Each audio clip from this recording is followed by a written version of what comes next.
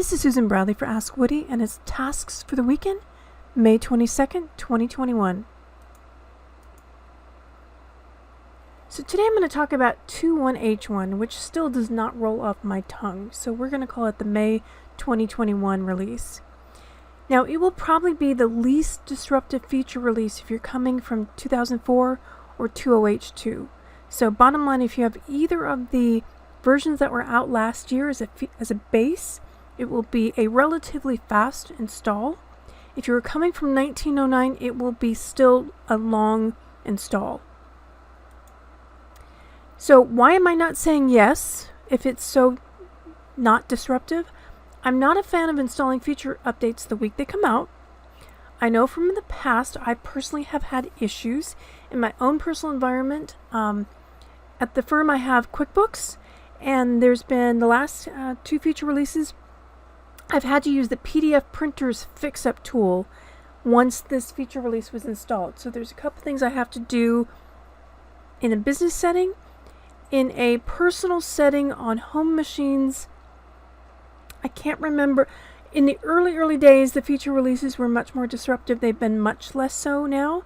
And usually my Surface devices get them later. So I kind of, this is going to sound strange, but I kind of use Surface as the guidance. If the Surface devices get them pretty quickly, then Microsoft themselves think they're well baked. If they hold back and they're not out, then I kind of hold back too. As always, remember we have a specific forum for the May release. We're not seeing widespread issues at this time. However, a particular Woodyite has had a blue screen of death that's in the forum, and I'm watching that. So I'm not ready to give the all clear yet, and I'll show you that forum post. So Mr. Anonymous installed the May release, and he had a blue screen of death. And he managed to go back to a system restore point and was able to recover, but still I'm going to watch it. And another person indicated that he got a blue screen with 20H2. So my guess is there's some driver. Usually when you have blue screens of death, there's a piece of hardware. So the thing you want to do is, number one, make sure that all of your video card drivers are up to date. See if your vendor has any BIOS updates. And then number two, unplug all like USB drives, anything external that wouldn't be in a normal base Windows, and see what happens after that. I've also seen someone have an issue where they had a system reserve partition and was able to update it, so they had to go through the normal KB process and followed along to fix that issue. So if you have what I can call a normal Windows, meaning it's got plenty of hard drive space, it's been doing updates just nicely, hasn't had issues in the past, then when I give the go-ahead, I think that's a good candidate. But if you have a computer that's what I call advanced Windows 10, meaning that you dual boot or you boot perhaps from the D drive, not the C drive, and of course, if you use third-party antivirus, not Defender, check with your antivirus vendor and make sure that they support the May release at this time. So again, just think in terms of your own machine. If it's been persnickety on you and been fighting you a little bit, then it's not time to upgrade. If you have a nice machine and you are willing to test it out, I could say go ahead as long as you have a backup.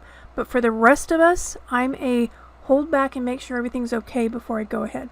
So again, I'm not giving the go ahead for the May release, the 21H1.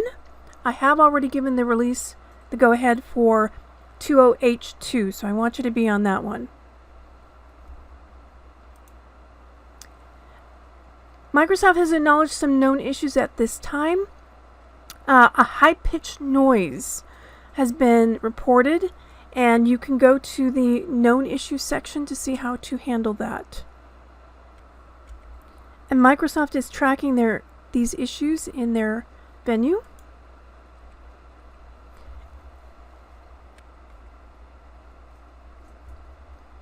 And you can Scroll down and you can see, again, all they're talking about right now is a high-pitched noise.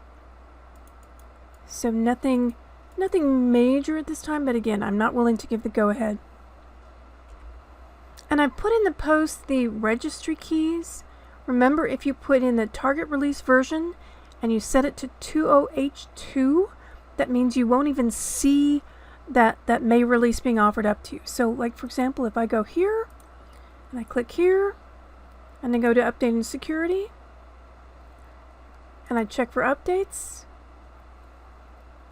it won't even show me the May release.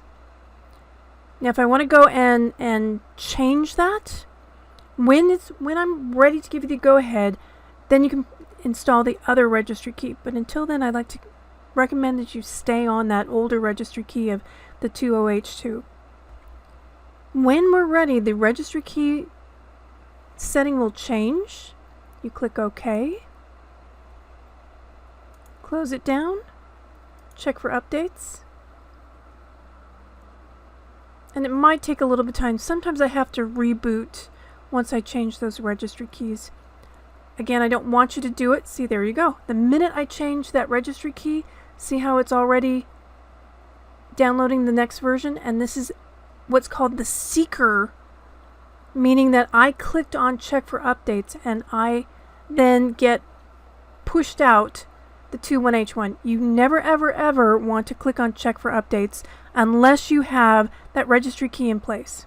So see how important that registry key is? It kept me from being offered up the or even installed the 21H1.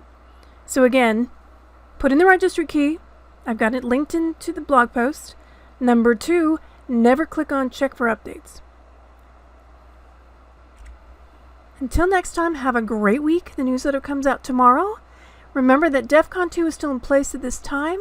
I'll be switching to DEF CON 4 coming up this week to get ready for Memorial Day weekend. It's always a good weekend to do maintenance Memorial Day weekend. So look for that later on this week. Thank you all. This is Susan Bradley for AskWoody.com.